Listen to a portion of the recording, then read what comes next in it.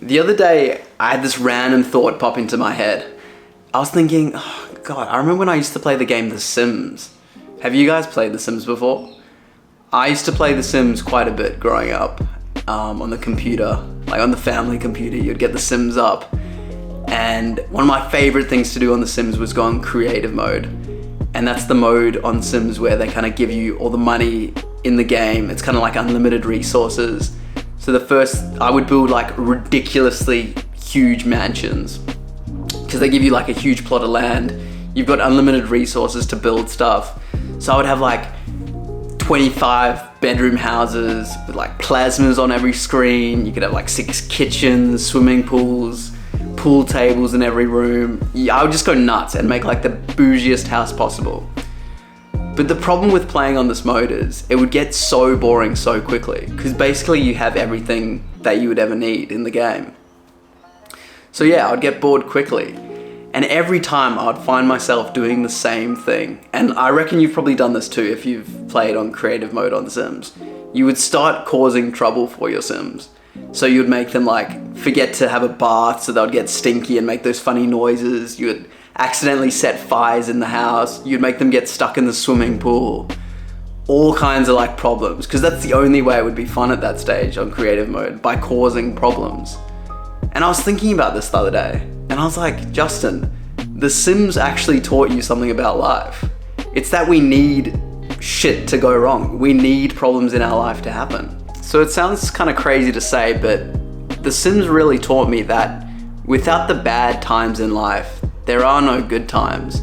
If you kind of are given everything, like in Sims, you've got unlimited everything, you just get bored. Like you don't know what the good is. You need those bad, disruptive moments in life to make the good things seem good. It's kind of like the yin and the yang. Without the bad times, there's no good times. Realizing this really helped me in my own life because it allowed me to kind of embrace the bad times and remember that without the bad times, there are no good, and that the bad times aren't going to last forever. It's kind of going to swing back around to the good times eventually. So when something was really shit that was happening in my life, I could be a bit more resilient and just think, I just need to wait this out and work hard towards what I'm doing, and eventually the good times will come. So examples in my life, I've had quite a few examples. Like when I first went to uni, I studied a degree in communications and media that kind of led nowhere. And after my degree, I was so depressed. I had no idea what to do. It kind of led to no jobs because I'm in an area that there's no like film industry. And I just fell into the biggest depression after my first degree.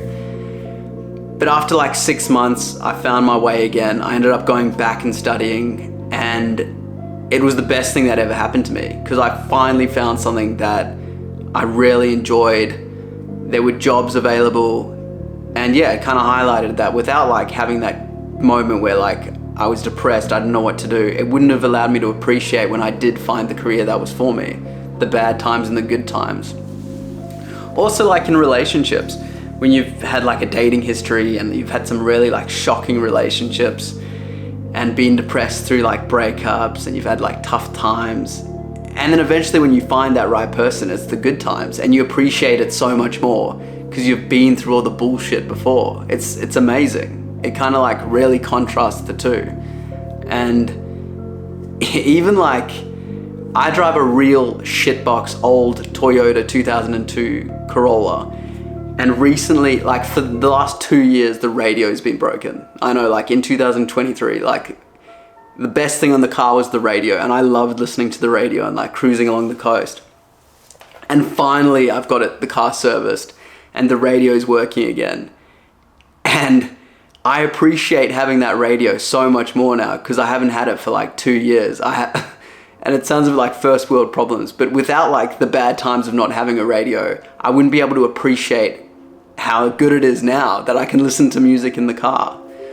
Also, there was a few times where I was in hospital and I would always feel the best straight after the surgery because I would be terrified of like anesthesia. So whenever I'd come out of the hospital feeling groggy, the next 2 weeks of recovering would be amazing because I'd be so happy to have like survived the anesthesia, like gone through the bad times, coming out the other side. So yeah, it's really liberating to realize that without the shitty times in life, the good times wouldn't be possible. And like I said, knowing this makes you really embrace the bad times, because it just means that the good times are just around the corner. There's also this crazy theory that I've heard a few philosophers say, that we're all actually in heaven right now. And when we first got to heaven, we could kind of have whatever we wanted. We could have as much food we wanted. We wouldn't get fat. We could have as much sex as we wanted. We would be like really gluttonous. But we got bored after a while. We got bored having everything. So we started giving ourselves more challenges. Okay, maybe you get fat if you eat too much. Maybe you have to work. You don't get all the riches without working. And gradually we chipped away at this idea of heaven that we thought we wanted, having everything. And gradually we chipped away. We added challenges. Maybe your hair falls out sometimes. Maybe you get sick sometimes.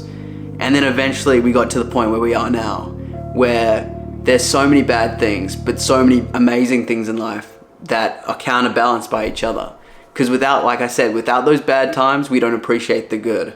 And yeah, so that's my idea of heaven. You need the challenges in life, because without them, you don't enjoy the good. You don't enjoy the good times. Yeah, so that is what Sims taught me about life. You need both the bad times, because they create the good times. And that's what yin and the yang is all about. You need the yin to have the yang. Yeah. Thanks for watching, guys. I hope you took something away from this video. Yeah. See you guys next time.